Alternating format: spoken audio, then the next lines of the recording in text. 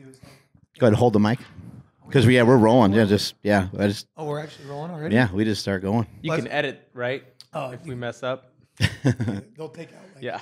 But like that's one of the things. No one will see this. That's one of the things I like to do. Right, is in the morning, as soon as I wake up, I'll get right on my spin bike. Actually, Jaime was there this morning. I was doing a workout, so I start off on the spin bike, nice and casual. Might like read through a few, make sure there's no like super critical emails on the bike. But then once I'm done, I put the phone away and I get into my workout for the day. Yep. But it's a nice way to kind of like be moving, check, make sure there's nothing crazy, put it away, and then get into the workout. I like to start each day by doing some type of movement. It just kind of kick starts the day and kind of sets my mindset like kind of like the hustle, like the hard work. You're building a really impressive business. This Philz Coffee is just it's unbelievable. And he's been a coffee connoisseur for a long time. I've been chugging down my fair share of coffee over the years, and we've both been very impressed, and that's why we're here today. So let's just start out with a very simple question. I go to Philz Coffee, and I go to Philz Coffee HQ, and I run into Jacob. Where's Phil? Who's Phil? Good question. Phil is a person, and he's my dad. And the Z is actually, when we first started, it was just Philz with an S. But my sister wanted my dad to make the way he spelled it more representative of the culture he's trying to create. So the Z is not supposed to be like gimmicky, or it's not a marketing tactic. It's more about individuality and celebrating individuality, right? Because Philz is about people and community and respect. Was your sister young when she mentioned that? Or I think she was in school. Yeah. Yeah. So my dad just says, sure, let's do it. But yeah, he grew up in the Middle East and moved to the States when he was about 15, but came up in an environment and a culture where community, social connection, like he thinks of the coffee table as the original social network, not any online channel. So every true. night, very true. Yeah, every so night. Where in the Middle East? He was in Ramallah. Ramallah is how you would say. Yeah. So my mom's from Yafa, like near Lebanon. She's a little bit of Lebanese, a little Palestinian. My dad's full Palestinian. Okay. Yeah. So my dad's from Iran. Okay. And so my family's obviously from the Middle East. Yep. And when he moved here, obviously his family moved here during the revolution. And to your point, right, it's tea for us. It's That's right. Every meal, every time, it's just tea. And it's this specific kind of like thing that they cook the tea in, right? But it's just a way to kind of get around the table, create conversation, and that's really interesting. Yeah. People are, obsessed nowadays with branding and trying to be an entrepreneur and trying to figure out, how do they get their brand to stick in people's heads? How have you guys been able to brand? There's so much coffee out there. To try to start a coffee business this day and age sounds crazy. And you guys just started a couple years ago, right? Yeah, we started 2003, but we actually only started really growing 3, 4, 5 years ago. With the multiple stores and stuff. Yeah, and I would say the intention that we had and my dad had was, this is not about the coffee business, this is about the people's business, and that the best cup of coffee is the one that comes to your taste. So the concept of Philz is very unique and different, and it's all about personalization. So you'd walk into the barista, and they'd help you decide what you want. And there's a variety of options to meet every person's individual. Does any of this sound familiar to your business model? Yeah, it sounds very similar. But on that note, I just want to kind of share. So earlier today, I was at Philz. Yep. Obviously, good choice. Basically, everybody in our company drinks Philz. That's it. And so I get back. I'm like, hey, I'm going to go, meet CEO of Philz. Really excited about it. Big fan. And they go, what's interesting is there's no condiment area at any Philz. Yep. And I was like, that's totally right. And then I remember what every one of your baristas says to me every single time I get a coffee. If it's not perfect, let me know and I'll remake it for you. And I thought that was just really indicative of what you're talking about, right? Yeah. Like, be about the coffee, be about the person. What do they want? And specifically give it to them. Really cool. Totally. And it sounds like you do that with your business too, in terms of an individualized approach for each person. Yeah. So we have 3 different classes. He's got a wide variety of people that come through his doors. I mean, he's got his team they're highly decorated. Yeah. But then there's also all kinds of different ages and all kinds of different people in there. It doesn't matter their fitness level. Yep. Everybody loves anybody who goes into your store loves coffee, and then you need to find the right way to give it to them, right? For example, me, maybe less cream, someone else more cream, whatever. For us, we're just trying to spread fitness in an inclusive way, right? If you don't want to snatch and do rope climbs, that's fine. We have something else for you, right? Yep. We just want to make sure you're moving, doing something, right? I think that's key.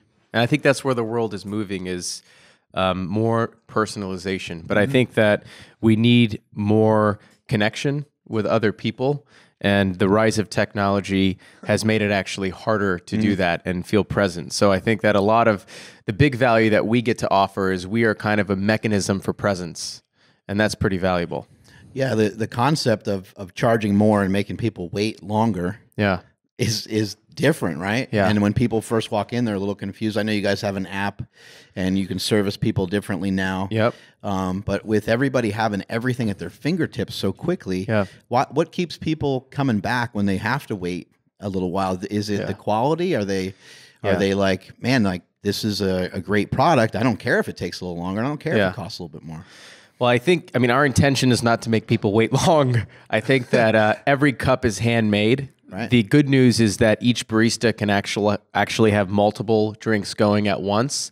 And it doesn't actually take that long from the start of a drink to the end of the drink. It's actually only 3-4 minutes, more or less. Sometimes we might go over that depending on the complexity of the drink. But we really encourage and empower each team member to deliver an experience, not a transaction. And we have some guidelines, but they're a little bit soft. And my view is that if you want to have the experience, you go and you wait in line. And if you want convenience and you don't have time, you order through the app. So it's about having a multitude of experiences that best serve the customer. Because on the weekdays, people might value the convenience because they have to go to work. And on the weekends, they might value the experience where they get to see people in line and touch them and be close to them and connect and find a table to sit down and grab something to eat. I would say that you guys have a unique way of reaching a different customer too. Because I don't know about your experience, but mine is that, going to a lot of different coffee shops over the years, the people that I'm seeing in your coffee shops are different than what I've seen before. So maybe there's just room for a lot of coffee companies to grow. Yeah. Well, what are you seeing when you're in the stores? What do you think are some of the differences? It's interesting that you say that. Main difference, I would just say, is probably youth. Okay. I would say that's probably number one. And I would say that I see a little bit older crowd in some other coffee shops, and maybe a little bit more family. Might be the two things that I kind of recognize in other coffee shops. In Los Gatos in particular, if we're talking about that, it's more of a younger-ish demographic, kind of like the young entrepreneur, young working professional kind of comes in. Sometimes they sit down for a little bit. They have good conversation. Like today I was there for 2 or 3 hours, used up one of your tables. I apologize. But we had great meetings, great internet. It was awesome.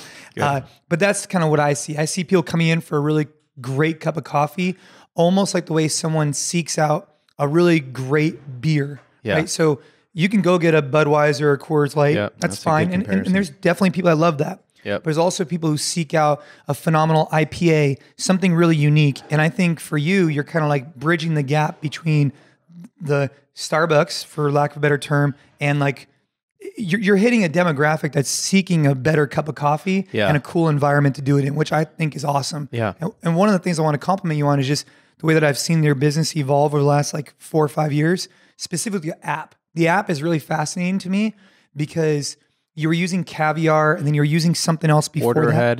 ahead, Caviar. And I was like, when you changed the Caviar, I was like, oh man, I was like, we had to because they bought them. They bought Order Ahead. Oh, did they? Okay, I didn't know that. So we had no choice. It was no Order Ahead app or Caviar.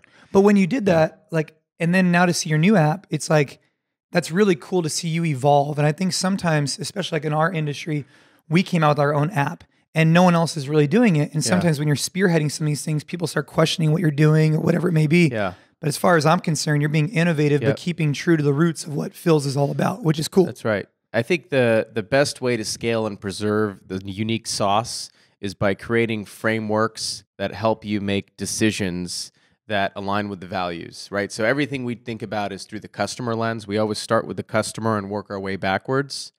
And when you do that, you just make better decisions. And I think that if you stick to your values and you have a long-term mindset, you create the highest likelihood of success over the long term.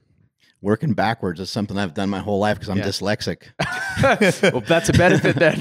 Yeah, it ends up being a benefit sometimes. Yeah. I like what you just said though about the customer, because that the original question that I asked you a little bit ago was about like branding. Yeah. And you answered that perfectly with that answer right there, because that is what it's about. It's about the customer. If the customer has a good interaction, you don't have to worry about like branding, because they're going to come back and they're going to tell their friends. And I think there's branding intention that every business owner and entrepreneur has, and then there's the brand reality. Right. And I think everybody's hope is that the brand that you want to create is what people are perceiving and feeling. Yep. And I think it's important to make sure you think about what is actually happening versus what do I want happening. So one of the things that we care a lot about is creating like grandma's house, an environment where everybody feels warm and welcome. And every time I'm in stores, maybe I'll have a conversation with a customer or two, and I ask them, how does Philz feel to you? And what can we do better? And one of the things they always say is they feel like it feels at home. They feel like they're at home. Yeah. And that's always my way of checking. And it almost looks like a modern day office kind of thing. Yeah. And on that note, I just want to share one thing that you might not even pick up. I'm sure you do actually, but the music is obviously, depending on who's the DJ that day or the music guy, it's always like lively, feels good. But I want to just touch base on one thing, like grandma's house. I think what's really interesting, I had to ask you about, is the fact that you pay after you get your drink, but from somebody else. Yes. And they always say like, oh, what did you get today? I'm like, because most of the time I just ask the barista just to make me something, right? Yeah. And so sometimes I'll forget, but I'm just telling you, I forgot to pay like twice. But I promise I've gone back and paid for my drinks. I believe we're watching you more than you know. I promise. Because I feel bad. I'll leave and I'm like, oh my God, I forgot to pay. Yeah. And so I go back and I pay again the next day. So my question to you is, if you want to make it like grandma's house, is part of that the payment process? Because I feel like you almost don't make a focus on payment, which is unique to me. Is that intentional, or am I just... Think about how terrible the payment experience anywhere is a pretty bad experience. And I think for us, we didn't design our concept with payment in mind. We designed it with personalization in mind. And obviously we had to get paid. So that's where the cashier comes in. But there's no greater gift to give someone than the gift of trust.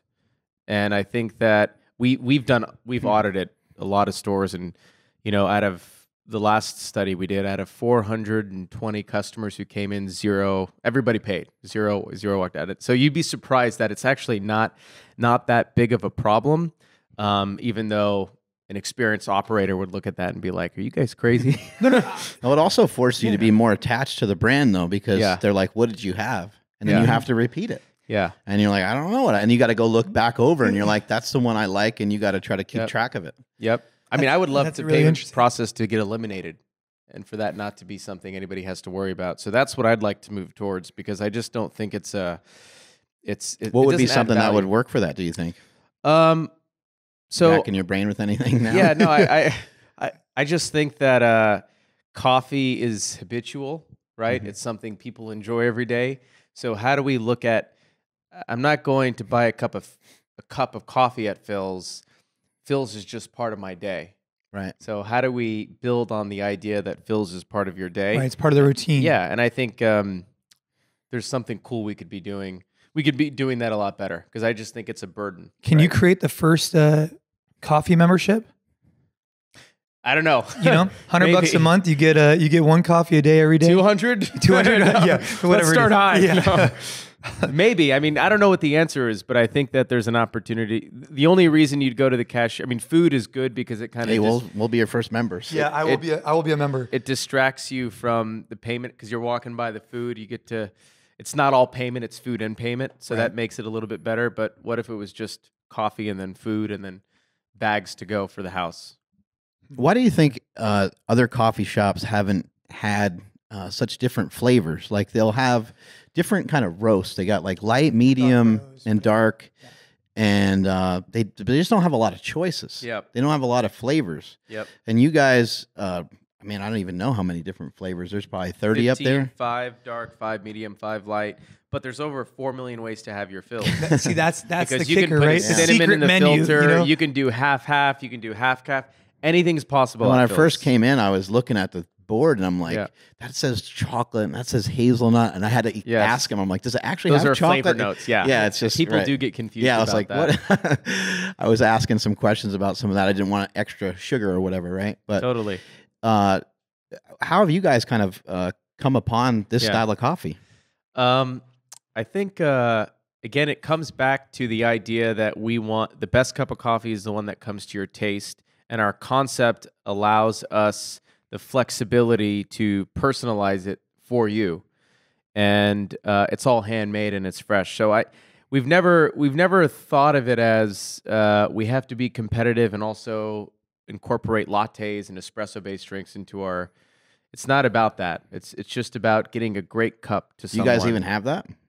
No, we have no lattes, no espresso, but we get a ton of people, whether you were a cappuccino drinker, a latte drinker, an espresso drinker, a traditional drip drinker, all of those people convert to become Philz drinkers once they find their fills. So one of the strengths we have, but also a weakness at times, is how good at we are helping customers find their fills. Because if you don't understand the concept and your first time experience maybe is not optimal, or maybe the barista was off that day for one reason or another, it could really shape your you could be overwhelmed, and then you could be like, well, I don't know if I found the one I like. I'm going back to my Staple. cappuccino or Yeah. whatever. Yeah. And so to talk about coffee, purely coffee. Yep. From my understanding, and again, I'm no coffee expert, but I surely drink it a lot. Looks like you grind the beans on site, Yep. right? You get them roasted elsewhere, bring them on site, grind them, do like a traditional pour over method, if I'm not mistaken. But you look like you use a different type of filter system. Yeah.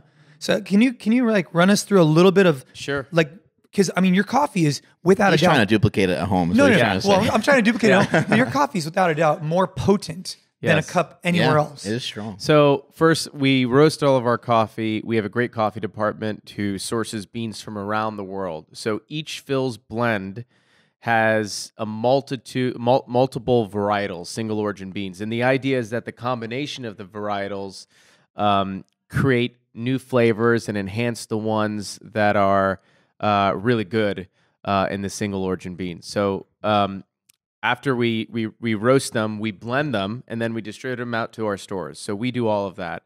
And then the process is, like you said, every cup is ground fresh for each customer. We put it in a filter, we pour water over it, and we make it. I mean, so it's comparable to pour over, but there are a few things we do a little bit differently, both in terms of, maybe temperature, the type of grounds, the way we stir it, the amount of beans, that make it taste a little bit different. But I can't share with you all of the all of the detailed secrets. Yeah. We A like lot to of keep that people behind are the bar. a lot of people are trying to be successful. They're trying to kind of do their own thing. How have you kind of hit your stride with some of this? And I guess let's maybe just back it up a little bit. What were you doing before? I know your dad kind of introduced the coffee first in a liquor store / Yep. grocery store, right? Yep. And that's how some of this got underway. But was there ever a point in your life where you were maybe just a little bit lost? There's a lot of people that listen to this show, and I interact with a lot of people that are just maybe just getting out of college or just out of high school, and they're like, don't know what. They're like, what am I gonna make of myself, and how am I gonna get going? 100%. So if it wasn't for my dad giving me the opportunity and empowering me, and this was just one store, so I'm not walking into a big business. I'm walking into one store, and we're not very financially successful, and that was really important, actually. But I hated school, and I hate, this is a strong word, but I disliked it a lot because I was forced to learn stuff I wasn't really interested in from people who weren't that interested. Right. Let's talk about coffee. Yeah, I think that I love education and learning, but I learned a little bit differently. I learned through doing, talking with people that I admired. So I had no idea what I wanted to do. I remember, because I was helping my dad since I was 10 years old when it was a grocery store. And then I would go to school and I'd hang out with friends and I'd help him a few days a At week. the time, did you not maybe like it that much because it was like your dad's thing, or was it? I had a love-hate relationship with it. I liked it because I liked the business. I liked helping the customers. I liked working, and I disliked it because the last thing you want to do as a teenager is spend more time with your family when you're ready to live with them. But so I left school. I left college. I dropped out, and then I started helping him full time. And I only had one job before that, which was Abercrombie. Oh, Which was for like six really? months. In the mall or what? In the mall. Oh man. Yeah, Hillsdale Mall, and Abercrombie. And I would sell jeans, and I did a pretty good job. But that was not that was my only experience. I thought I'd maybe get into real estate. I knew I loved people, I loved business, but I worked at Marshall's. That's okay. Yeah, there you go. A little tidbit about me. You didn't know. Yeah, but I think it's very hard to figure out what you want to do.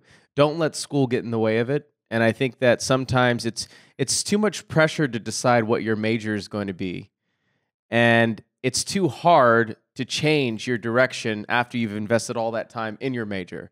So I think there's a fundamental flaw, there's a fatal flaw with school, and I think people need to be thinking about their future from within, and they have to not feel so pressured to have an answer and put their shoulders down, not compare themselves with other people. Social media makes that really hard. Yeah. I mean, the rise of stress and depression, I think, is only going to continue because we can't help everybody's- but compare ourselves to Everybody's others. looking at The Rock, and no one can keep up with him. Oh Yeah. man, The Rock. Yeah. Yeah, I mean, that's the key, I think. So those are some of my thoughts. But I didn't know. If it wasn't for Philz, I don't know what I'd be doing. You mentioned some personal training or something like that you were doing. Yeah, too? so I'm hyper competitive with myself. So I've been into a few things in my life. One of them was basketball.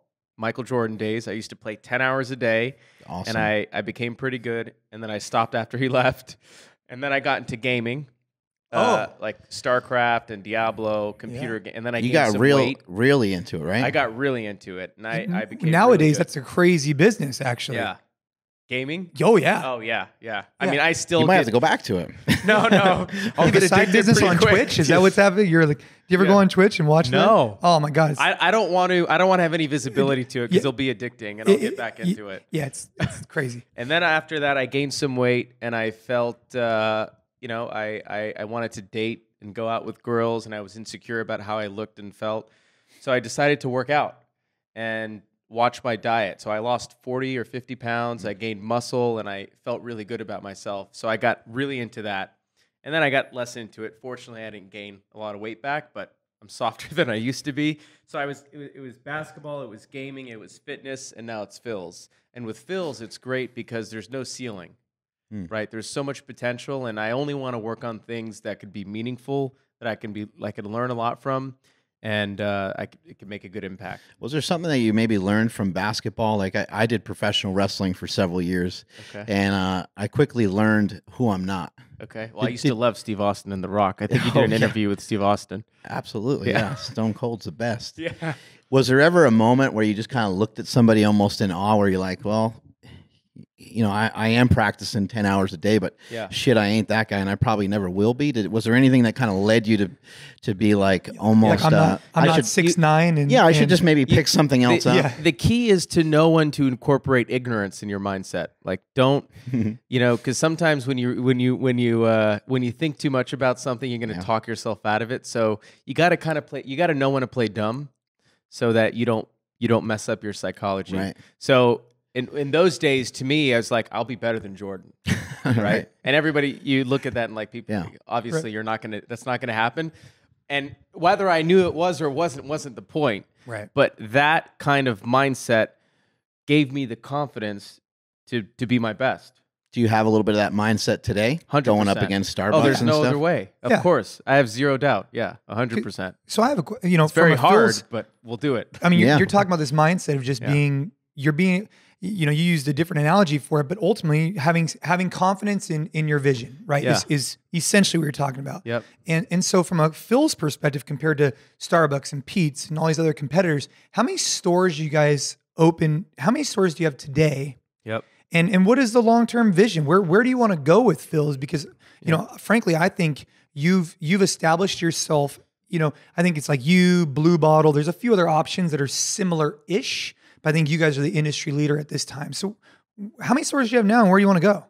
So we have about 50 stores today, and the vision really is to, there's a couple of parts to the vision. If you quantify the vision for the next decade is like one store 1,000 times, right? So one store 1,000 times is we carry the personalization in cup to each store we design for the community.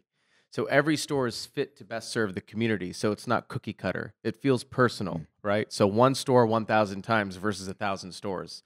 So we even call the stores by the store leader's name. In Davis, it's not Philz Davis 123, it's Amber's store. So it's personal. So I think the idea that's really important to us. And then I'd say Philz is more than the cup, it's the culture. And the community is not just the customer, it's the team. So we take great care in the type of people we hire. It's very rigorous, actually. Like we hire baristas like Google would hire engineers. We take great care in making sure we choose not the resume, but the right character in the people, because we can train them on the coffee. So I think that we want to build a community, a workforce community that is different and that kind of closes the gap between who they are as an individual and who they are at work, so that they can reach their full potential. And over time, the big idea is like make a positive dent in the culture of America and bring more community into it through the coffee, through the people, through the store. Do you get sidetracked sometimes from, seeing like what some of the big other companies are doing? Do you sometimes get like almost like, oh man, we should go do that? Does that happen to you sometimes? No, not that much. I think that there's always the question of like, what is this gonna, but it always starts with what's authentic to us, right? The framework that helps a lot. Well, I think a good example of that, correct me if I'm wrong, is here we are at your HQ. Sounds like it's like a test pilot location. Yep. You guys have the frittatas. Yep. That might have been kind of created because you saw the success of the egg bites at Starbucks, perhaps. Yep. But maybe it just doesn't work for you at your location, right? Exactly. And so you test it here in one store, Yep. and then you see what goes on next. Yep. That's right. That's pretty cool. I mean, these are just things that I think about all the time, right? As a business owner, I'm like, oh, I get what he's doing, right?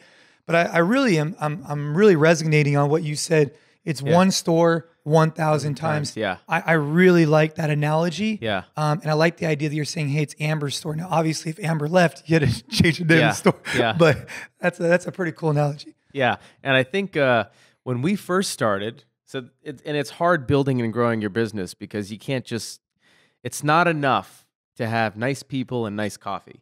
You have to have a nice business. And I think that when we first started, our only stakeholder in front of us was the customer. And then as we grew, we needed to hire people. So the second stakeholder is the team. And, we're responsible to make sure we do a great job with both. And then now as we've grown, we have investors. So there's 3 different stakeholders and they all want different things. And how do you make that cohesive and how do you make that work? And it's a very challenging dynamic for any business that wants to take it to the next step. But you very much have to stick with your values and also have a great business. Because if you don't have a great business, nothing else matters. Right. Just like the coffee, I bet you, no matter how nice the people or the environment were, if the coffee wasn't good, it won't matter. As you guys have scaled out, how are you able to communicate the message to so many different people in so many different stores? And then, not only does that, that new store like in Davis or something starts up, there's going to be turnover, at some point. So how are you getting everybody educated? Is there constant learning, re-education going on? So it all starts in the selection process, and that is more important than training. Because it's a lot easier to train people on the mechanics than it is to train them to act a little different from a character, trait, personality standpoint. So spend a lot of time and make sure you hire for the individual and then have a great training program, which we do. We invest a lot in training, and then have a great leader.